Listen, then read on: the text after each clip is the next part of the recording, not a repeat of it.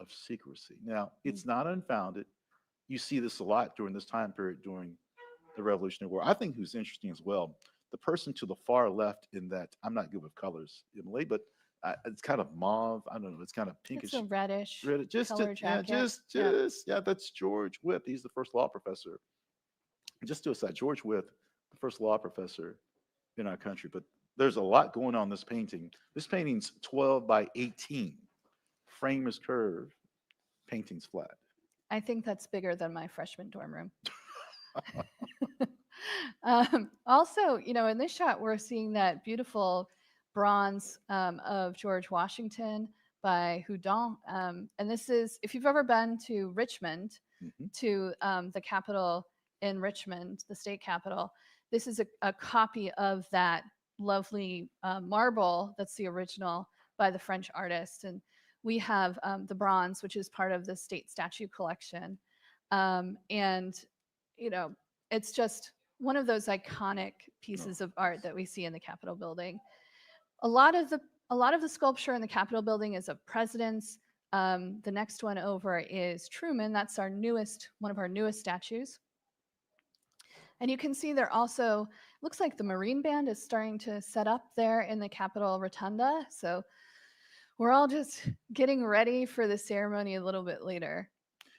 We're going to transition to the east front of the Capitol, the scene of where President Jackson was inaugurated on the East Portico. That's the center under the flag. Just you can call it, for layman's terms, a porch, if you will. Uh, it- this is a Senate side view, and there's a pediment to the right of the dome that's in form of a little bit of a triangle. It's called the Progress of Civilization. But the East Front has seen inaugurations. Let's think about this. When President Biden leaves, um, that's the same side that President Carter had inauguration. We mentioned Eisenhower, Kennedy. Uh, for a lot of people, this is the side of the Capitol for if you're a certain age. This is, we don't say front or back, but the East Front is pointed. That centerpiece, Genius of America. Uh, we'll slowly start to see people arrive. I love this plaza. This is where the helicopter Marine One will take the departing president. There it is. Yeah, I'm Mhm. curious to our audience. I wonder what when they see this particular piece of aircraft, is the white top more prevalent than the green? When and there's a ceremony that we'll talk about for the departure, but there's plenty of people on the Supreme Court Library of Congress side that this is the moment they look forward to. Right, because the East Front looks right onto the Library of Congress and the Supreme Court. So we've got the Library of Congress in our Oh, look at backyard. that setting. How lucky are we that we get to use the Library of Congress? It is the biggest library in the world. But yeah, here's back to the East Front. This is not how the Capitol would have looked if you had been here. Even when the first Capitol's finished in 1826, we've added on to this side of the building. And this, I was thinking about this the other day. The space where President Lincoln would have stood for his swearing in is now inside, Yes, right? yes. And they moved that whole piece out about 30 feet, right, in the 1960s. So we're looking specifically at the Senate side of the Capitol right now. Um, and you can almost split the Capitol down the middle. Half belongs to the Yes. Senate, half belongs to the House. But today, everybody's going to be arriving on this side of the building over to the Senate. I think what stands out for me is freedom. The Mm, statue on top of them, freedom, triumphant in war and peace. Uh, dedicated December 2nd in 1863. I know we talk about inauguration so much. Thomas Jefferson walked from the modern day Nicholas Longworth building, which used to be a hotel at one point, and entered the Capitol and gave his address and the oath of office. That was our first inauguration. It happened in the old Supreme Court. It was used to be the Senate, but look at this Iron Dome. The first dome was wooden. We'll talk about him a little later. Charles Bullfinch from Boston. I my can't home say, but state. I can't. I have a Southern accent, so Boston is the best I can do. The wooden dome burned, It was completed in 1824 to 26. It wouldn't burn Christmas Eve of 1851. And in 1855, Congress appropriated $100,000 for this beautiful wrought iron dome. The engineer, Montgomery Cunningham Meigs from Augusta, Georgia. The architect, Thomas U. Walter from Philadelphia. And speaking of architects, our new architect who arrived May of last year, Thomas Alston, smashing job here, smashing job with all that he's had to deal with. Okay. And I think right now we're going to learn a little bit more about the history of inaugurations. I'm ready. And we have a video for you to look at. Welcome to the 60th inaugural ceremonies. The inaugural ceremonies are a celebration of the peaceful transition of power, a uniquely American symbol of our constitutional system. It is a joint effort of all three branches of the U.S. government, led by the Joint Congressional Committee on Inaugural Ceremonies, referred to as the JCIC. Although the Constitution specified the oath taken by the President, the framers of the Constitution provided that Congress would determine when and where the inauguration would take place.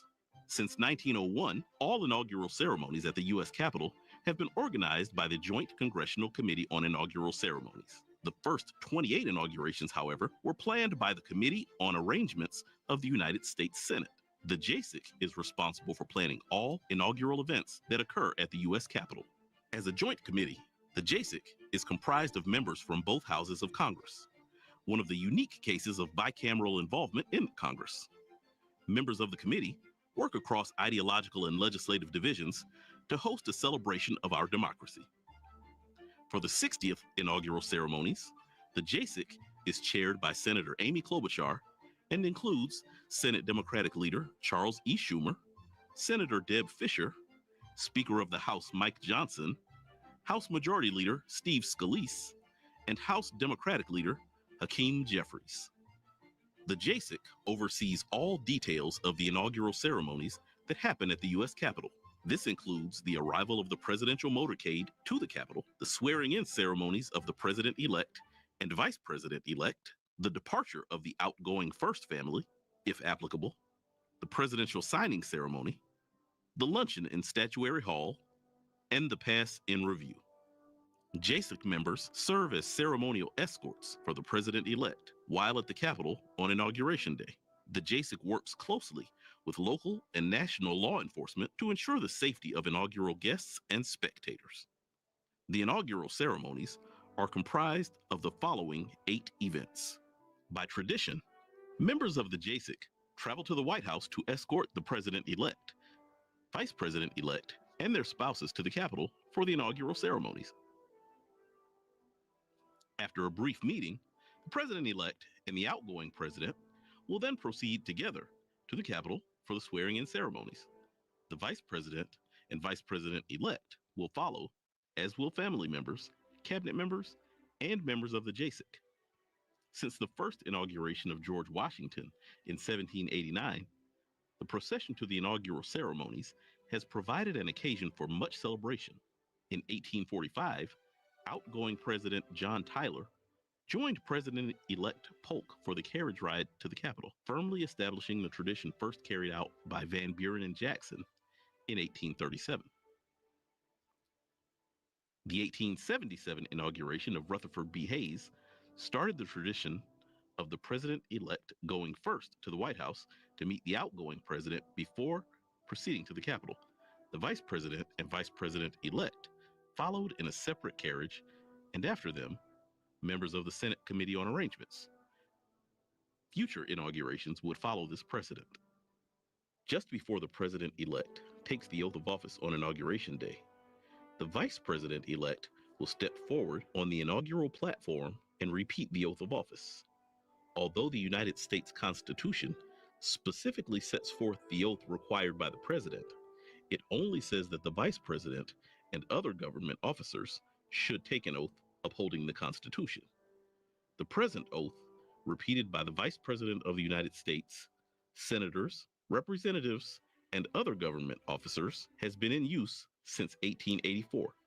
The oath reads, "I do solemnly swear or affirm that I will support and defend the Constitution of the United States against all enemies, foreign and domestic, that I will bear true faith and allegiance to the same, that I take this obligation freely, without any mental reservation or purpose of evasion, and that I will well and faithfully discharge the duties of the office on which I am about to enter. So help me God. A variety of officials have administered the oath to vice presidents, including the president pro tempore of the Senate, the Chief Justice, the outgoing vice president, as well as friends and associates chosen by the vice president elect. The location of the vice president's oath-taking ceremony has also changed since John Adams became vice president in 1789. Until 1937, most vice presidents took the oath of office in the Senate chamber, making it distinct and separate from the president's. When Inauguration Day moved to January 20th in 1937, the vice president's swearing-in ceremony moved from the Senate chamber to the inaugural platform on the Capitol's east front. Although the vice president's swearing-in ceremony lost some of its distinctness after it moved to the east front portico, it gained a public audience and reflected the growing political importance of the vice president as part of the executive branch of government. On April 30th, 1789, in front of New York's Federal Hall, our nation's first president, George Washington, took the oath of office on a balcony overlooking Wall Street. With the ceremony complete, the crowd below let out 3 big cheers, and President Washington returned to the Senate chamber to deliver his brief inaugural address. 4 years later, on March 4th, 1793, Washington's second inauguration happened in Philadelphia, where the government had taken up temporary residence while a permanent capital was being built along the Potomac. The president took his oath in a small Senate chamber on the second floor of Congress Hall. In March of 1801, the seat of the U.S. government had moved to Washington, D.C. The streets were muddy, almost impassable, and overgrown with bushes. On March 4th, 1801, President-elect Thomas Jefferson walked with few attendants and little fanfare to the Capitol building from his nearby lodgings at a boarding house to become the first president to be inaugurated in the nation's new capital city. Upon entering the Senate chamber, now the old Supreme Court chamber, Jefferson immediately took the oath of office administered by Chief Justice John Marshall and addressed the audience gathered in the Senate chamber. After his inaugural address, he finished his day with a meal at the boarding house. But for a few occasions, the inauguration ceremonies for all future presidents and vice presidents would take place in the city of Washington. Andrew Jackson's inauguration on March 4th, 1829, was the first of 35 held on the east front of the Capitol, though Jackson's second inauguration in 1833 took place inside the House chamber because of his ill health and bad weather. Presidents from Martin Van Buren in 1837 to Theodore Roosevelt in 1905 were sworn into office on the Capitol's east front. In 1909, a raging blizzard forced William Howard Taft's ceremony indoors to the Senate chamber. Ronald Reagan's 1981 inauguration was the first held on the west front of the Capitol. Seeking to minimize construction costs and improve visibility for a larger number of spectators, Congress shifted the ceremony from its traditional location of the east front. Although Ronald Reagan's second inauguration on January 21st, 1985, was forced indoors to the Capitol Rotunda because of bitterly cold weather, subsequent inaugurations have continued the West Front tradition, including those for George Bush in 1989, Bill Clinton in 93 and 97, George W. Bush in 2001 and 2005, Barack Obama in 2009 and 2013, Donald Trump in 2017, and Joe Biden in 2021. The custom of delivering an address on Inauguration Day started with the very first inauguration, George Washington's, on April 30th, 1789. After taking his oath of office on the balcony of Federal Hall in New York City, Washington proceeded to the Senate chamber, where he read a speech before members of Congress and other dignitaries. At his second inauguration in Philadelphia on March 4th, 1793, Washington gave the shortest inaugural address on record, just 135 words. Every president since Washington has delivered an inaugural address. While many of the early presidents read their addresses before taking the oath, current custom dictates that the Chief Justice of the Supreme Court administer the oath first, followed by the president's speech. William Henry Harrison delivered the longest inaugural address at 8,445 words on March 4th, 1841. John Adams' inaugural address, which totaled 2,308 words, contained the longest sentence at 737 words. In 1921, Warren G. Harding became the first president to take his oath and deliver his inaugural address through loudspeakers. In 1925, Calvin Coolidge's inaugural address was the first to be broadcast nationally by radio. And in 1949, Harry S. Truman became the first president to deliver his inaugural address over television airwaves. Most presidents use their inaugural address to present their vision of America and to set forth their goals for the nation. Some of the most eloquent and powerful speeches are still quoted today. In 1865, in the waning days of the Civil War, Abraham Lincoln stated, "With malice toward none, with charity for all, with firmness in the right as God gives us to see the right. Let us strive on to finish the work we are in, to bind up the nation's wounds, to care for him who shall have borne the battle, and for his widow and his orphan, to do all which may achieve and cherish a just and lasting peace among ourselves and with all nations." In 1933, Franklin D. Roosevelt avowed, "We have nothing to fear but fear itself." And in 1961, John F. Kennedy declared, "And so, my fellow Americans, ask not what your country can do for you, ask what you can do for your country."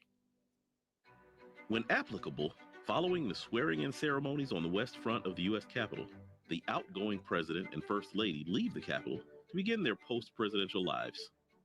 Traditionally, the president's departure takes place with little ceremony.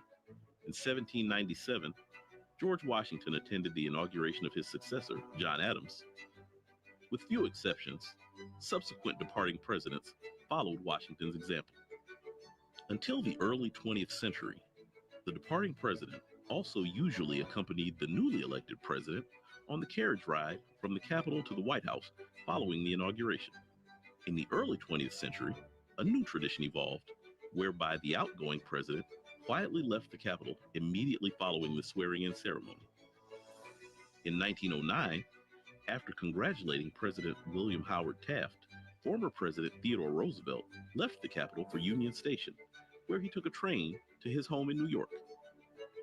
Outgoing Presidents Coolidge and Hoover also left the Capitol for Union Station, where they traveled home by train. Outgoing Presidents Truman, Eisenhower, and Johnson left the Capitol by car. In recent years, the newly installed president and vice president have escorted their predecessors out of the Capitol after the swearing-in ceremony. The members of the JASIC gather on the stairs on the east front of the Capitol building and watch as the new vice president escorts the outgoing vice president and his spouse out of the Capitol through a military cordon. Then the new president escorts the outgoing president and his spouse through the military cordon. Since Gerald Ford's departure in 1977, the former president and first lady have traditionally left the Capitol grounds by helicopter, weather permitting. The first official actions taken by the newly sworn-in President of the United States occur in the President's Room, just off the Senate chamber in the U.S. Capitol. After the departure of the former President and First Lady, the new President gathers there with aides and members of Congress to sign nominations and sometimes memorandums, proclamations, or executive orders. This tradition began in 1981 with President Ronald Reagan. Prior to that time, nominations were often submitted to the Senate on Inauguration Day without ceremony.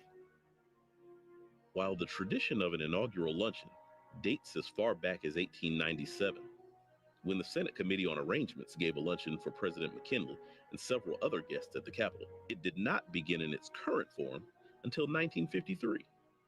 That year, President Dwight D. Eisenhower, Mrs. Eisenhower, and 50 other guests of the JASIC dined on cream chicken, baked ham, and potato puffs in the now restored Old Senate Chamber. From the mid 19th century to the early 20th century, presidents left the Capitol after the swearing in ceremonies and traveled to the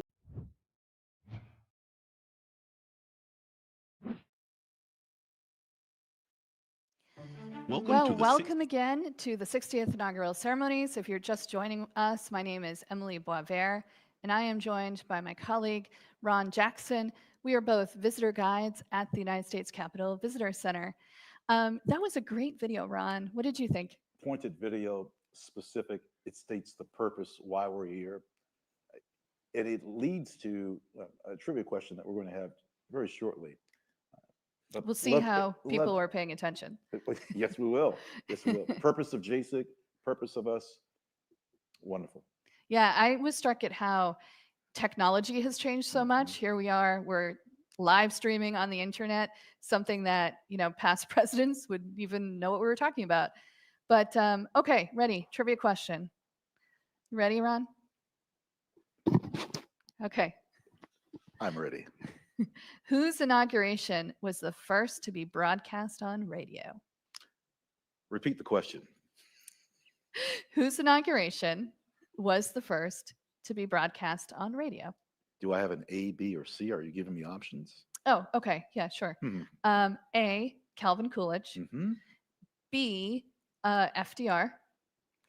C, Millard Fillmore.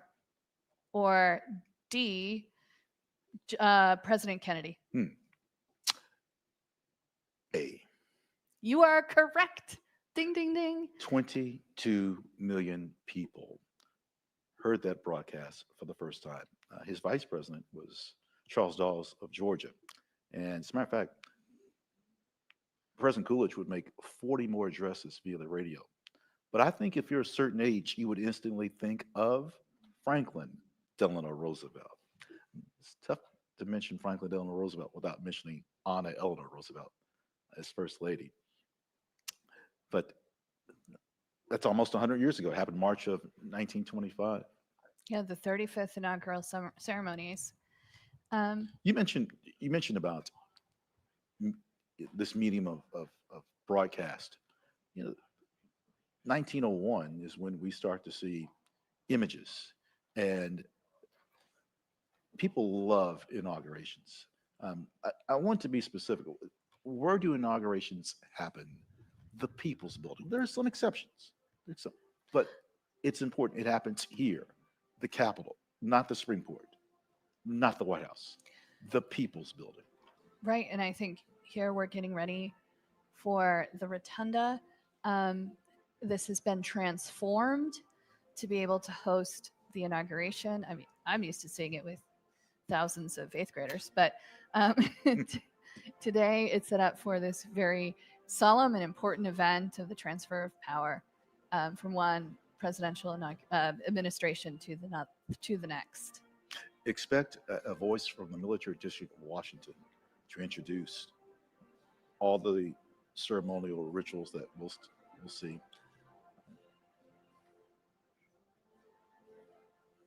The selected guest only. Again, certainly feel for the thousands, tens of thousands that expected to be here to witness this in person on our West Front.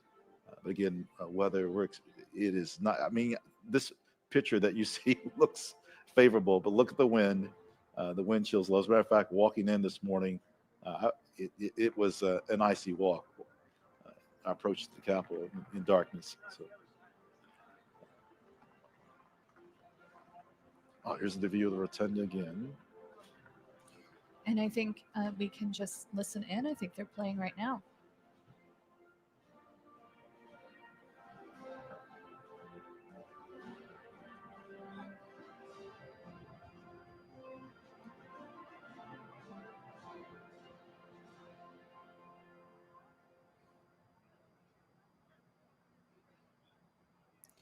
Yeah, so the Marine Band looks like they're on the left-hand side of the screen. It is a tradition that they come to inaugurations. It started with Thomas Jefferson. They think that that's the first time that the Marine Band ever performed at an inauguration, and also that President Jefferson is the one who really gave them the moniker the president's own Marine Band.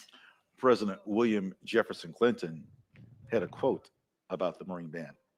He said there's a lot of things in Washington he won't miss, but one thing he will miss: the Marine Band. Yeah, and I can see why. I mean, these are professionals. Look at the pageantry in their uniforms.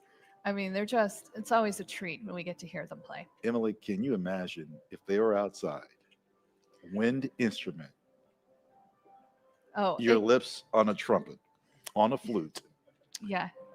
Mm. Those brass instruments, they can freeze up really fast. So I bet they're happy that they're inside today. You mentioned earlier in the broadcast about President Truman being to the right of the George Washington statue. President Truman had the first broadcast, right, in terms of television. That happened in 1947. This is one of our new statues that we have. From Missouri. Missouri, yes. On his left hand, when you arrive in the rotunda, get closer to him, look at, make your eyes work. That's a phrase I use to students all the time. Make your eyes work. Look at every part of a statue, their hands, their feet, their expression. It's wonderful. That rotunda floor is made of Virginia sandstone, the same sandstone as the walls. Right. And I think we're going to go, maybe some people are starting to arrive. So I'm hoping to see who's coming. We're definitely still setting up, but people are going to trickle in as we go through this.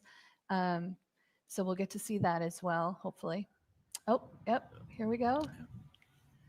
It's interesting, President Reagan's inauguration, 1985, so many were standing. If you look at the footage of it, so many, just about all. We'll talk about John Stennis from Mississippi earlier, who was seated. He was recovering from an illness. But look at this moment as the first group arrive. Earlier you were talking about the Capitol Dome and how it's made out of cast iron. Imagine all of the work that goes into the upkeep of the Capitol, and that's all done by our big boss, the architect of the Capitol. Tremendous job. Yep, and the Capitol Dome has had a couple of restorations over the years. The most recent one was in 2016, but they also just finished this whole restoration of the stone on the outside of the Capitol. I mean, some of it is from the sandstone that you were just mentioning is also on the outside of the Capitol, kind of in the middle of the building. But then on the bigger wings with the pediments, that's all marble from Lee, Massachusetts. Yes. I have a lot of Massachusetts facts. I know Ron's from Kentucky. I'm from Massachusetts. And we each have our own, we each have our own special facts about where we're from. Let's listen to the University of Nebraska at Lincoln Choir, please.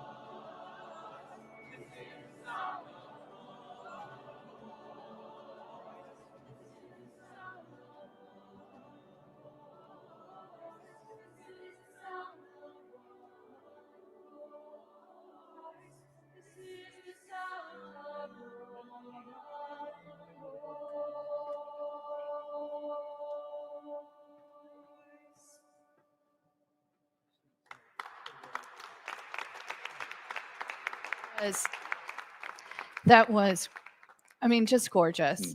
From the University of Nebraska. That is so hard to do, to change how you're going to stand for a performance like that. I'm a singer, and I've done many performances in all different types of places. That was amazing. That song was One Voice by Ruth Moody. And now I think we're going to see some people arrive, maybe. We're back on the East Front. So hopefully some people are going to start showing up pretty soon. Our former vice presidents are approaching now. Remember, this will be the inauguration of the 50th vice president, J.D. Vance from the state of Ohio. The vice president is president of the Senate. Again, this angle provided for us by JASIC depicts the Senate side of the Capitol. We expect to see former vice presidents arriving shortly. That was a wonderful rendition. We love music, and see the pan shot here that's getting the entire campus. Well, I shouldn't say when we say East Front, we're talking the area across from the Library of Congress and the modern day Supreme Court. So oftentimes we say East Front, and someone might say, well, could you be more specific? And I'm hoping that that helps. Yeah, and we've been mentioning JASIC a couple of times, and we said it at the top, but we'll repeat it again, that JASIC stands for the Joint Committee on Congressional Inaugural Ceremonies. That is quite a mouthful, and that's why we say JASIC. And I think we have a little bit more information from the members of JASIC, specifically the chair of this inauguration's JASIC committee, Amy Klobuchar. So we'll be watching that. The peaceful transfer of power is at the heart of our democracy. It reaffirms that ours is and always will be a government of, by, and for the people. The inaugural ceremonies are one of our most iconic traditions, where we recognize our democracy and the sacred values that tie us together in front of millions of people across the country and around the globe. The tradition of the inaugural ceremonies at the Capitol dates back to when Thomas Jefferson took office in the old Senate chamber in 1801. It was almost 8 years after President George Washington first laid the cornerstone of the building in 1793, and only one wing of the building had been completed at the time. Over time, the ceremony was moved to the east side of the building and later to the west front for President Ronald Reagan's inauguration in 1981. Through the years, our dedication to the continuity of our government has remained the same. And today, we carry the torch forward yet again. The inaugural ceremonies are the culmination of nearly 250 years of our great American experiment in democracy. Our founding fathers intended for the stability of the country to be rooted in the will of the people.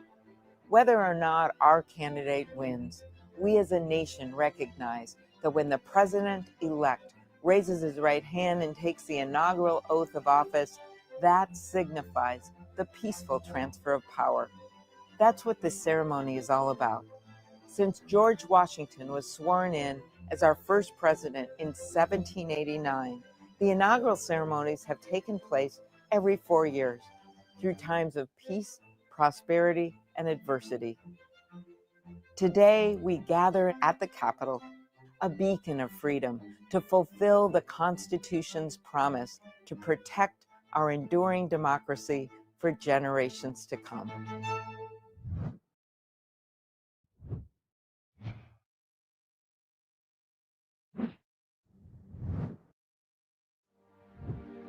"175 years ago, one former senator and Secretary of State summarized the theme of our 2025 presidential inauguration.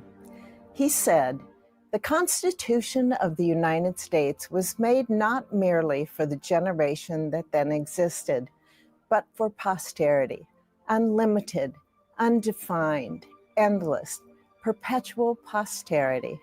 Our Constitution established this country as a shining city upon a hill, the first nation founded upon an idea. Our Constitution realized the founders' vision of a government striving to protect each person's right to life, liberty, and the pursuit of happiness.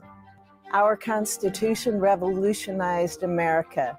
It revolutionized the world. It was the first of its kind.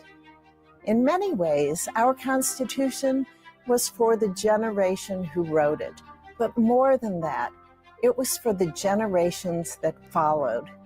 It is for us today, and it is for our descendants, the generations that will follow us.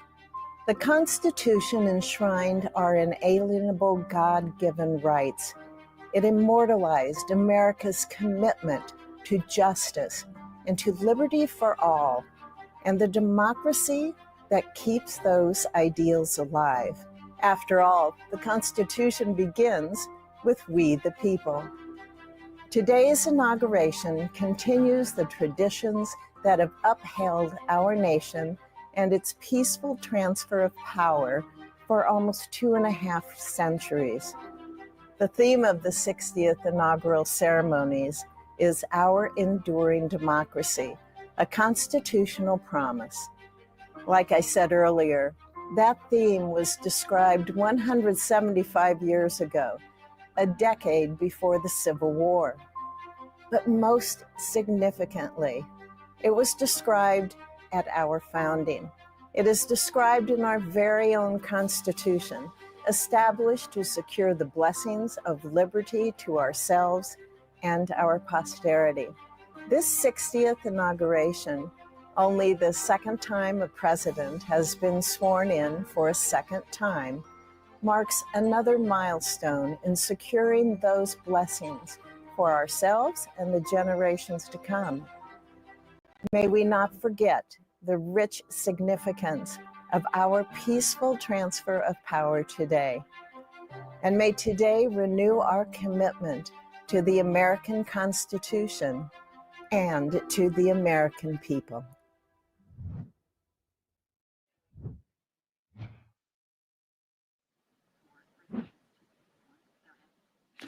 Welcome back to the 60th inauguration. You are looking presently at the east front of the United States Capitol. We look forward to welcoming the children of President George Bush.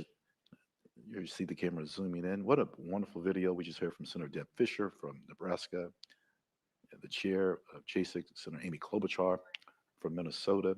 So as we continue to zoom in towards the East Front, the buildup continues. I know it's noon that the oath of office is rendered, but there's so much to see prior to this, on a rather beautiful but cold day. You can see the ice is still on the lawn out there. A lot of work goes into making sure that all of these surfaces are safe for everyone to walk on. And hopefully we'll get to see former President Bush arrive fairly shortly. There is a tree that his father planted to Lamar Smith from Texas. I'm a huge fan of our Capitol grounds. So when we talk about names, sometimes I'm going to reference trees. You'll hear that throughout the broadcast. And the type of tree. I know. Like there's a white ash to Speaker Sam Rayburn. It's not far. Matter of fact, there is a tree to